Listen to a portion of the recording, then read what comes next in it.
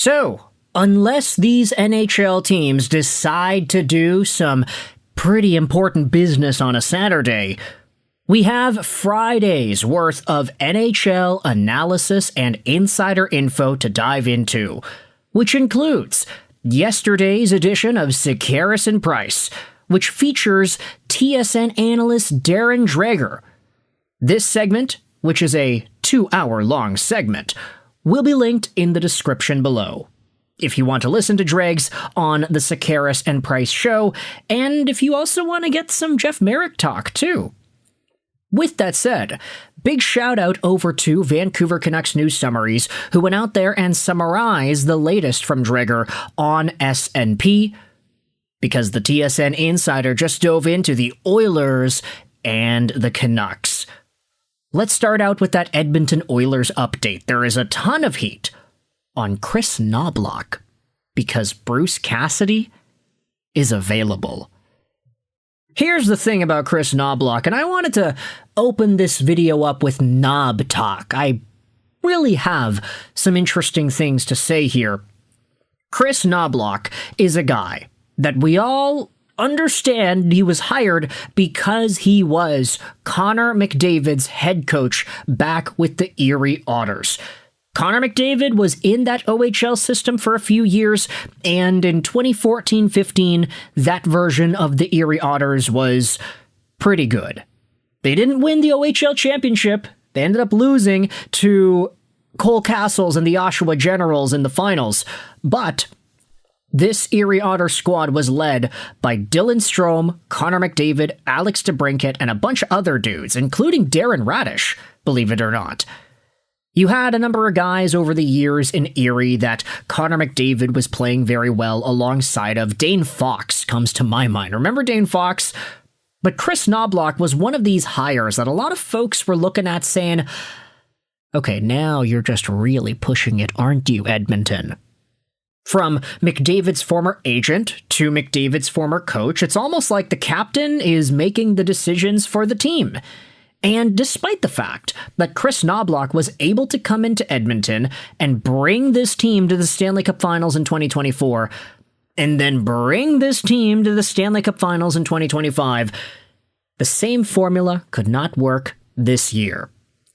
Connor McDavid said it best. We've been an average team all season. If you're an average team with high expectations, you will be disappointed.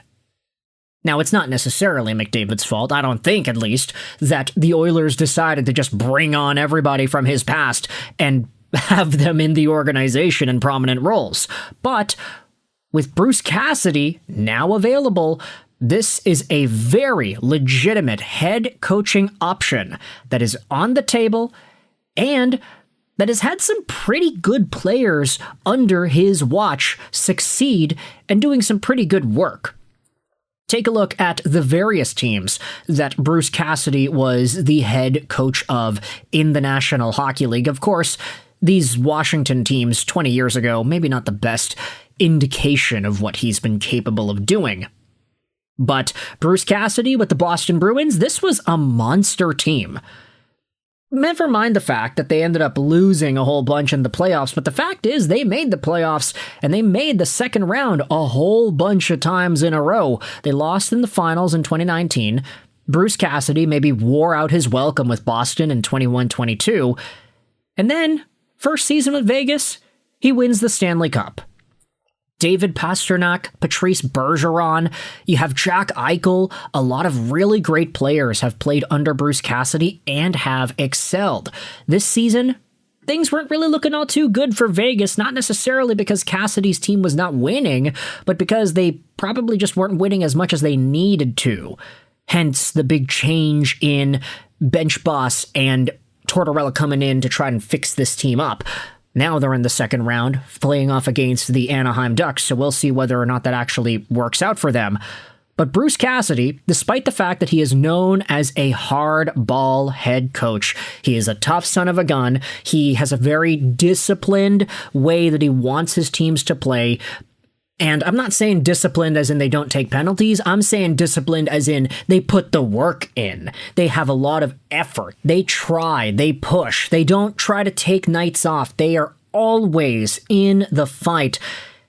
This could be the kind of coach that Edmonton needs. And that is exactly what Darren Dreger is going out there and talking about. That, yeah, Kris Knoblauch, his job could be in jeopardy. That Bruce Cassidy guy is available. He is there. He is an option, and he's pretty good. Now, with that said, let's go a little bit west and head over to the BC side of things, because Darren Dreger did speak out about some Vancouver Canucks-related stuff, too. This first note is really funny to me.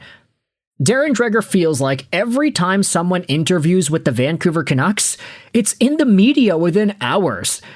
And yeah, there are a number of people that go out there and just explicitly name every single name within the Vancouver Canucks general management search. I mean, the next episode of 32 Thoughts, the podcast, will probably have 5 more guys listed out. And that's assuming the next episode of the pod gets released before the Canucks actually hire somebody for the gosh darn job.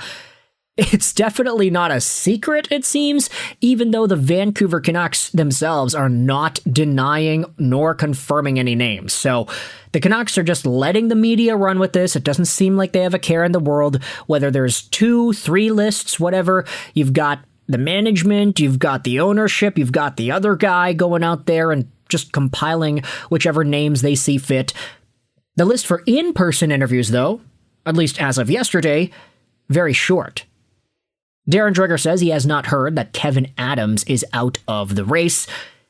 The Canucks are also using the interview process to pick the brains of a bunch of different people from outside the organization. The hope was to have a GM in place by the draft lottery, but Darren Dreger does not have a firm read on whether they're hiring a GM or a GM and someone else. There then is a conversation on some of the names. Shane Doan, for example, he brings a calm and confidence to his demeanor, but he requires those with experience around him. Dreger warns that the NHL will eventually return to Arizona. The highest office in the NHL fully believes this, and Shane Doan wants nothing more than to be a part of the process to bring hockey back there. So I guess that's kind of a warning from Darren Dreger, like, hey, if Shane Doan ends up coming to the Vancouver Canucks as a general manager or an advisor to the GM or a president or whatever, don't expect it to last too long. Because this guy's heart, even though he does own the Kamloops Blazers, it does seem like he wants to be back in Arizona. That's where everything feels like it should fit. And then maybe the new Arizona team can trade for his son back. Josh Doan, come back down to Arizona, baby. That's a potential option. Who could really predict that, right? So, with that said, I do like the idea of Doan and what he could provide. I question what the timeline would look like if the NHL really does have plans to go back to Arizona soon, and Doan is a player or a personnel person that wants to be a part of that immediately. Let's say the Arizona team comes and then Doan's like, oh, well, I'm doing some pretty good work in Vancouver. Maybe I can give it 2 or 3 more years and then I can yeet off to Arizona. Is that a possibility? Who knows?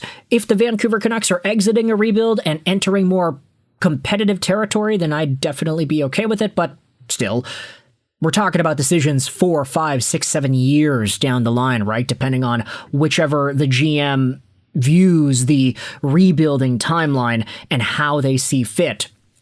It does not look like we're close at this stage, but hey, between now and the draft lottery, which is on Tuesday, there still is an ample amount of time, so we just gotta wait and see, right? With that said, you can let me know your thoughts in the comment section below. How do you feel about Darren Dreger's commentary on Kris Knoblauch potentially getting the can for Bruce Cassidy in Edmonton? And what are your thoughts on the Doan idea for Vancouver and him potentially leaving for Arizona if that team decides to come back?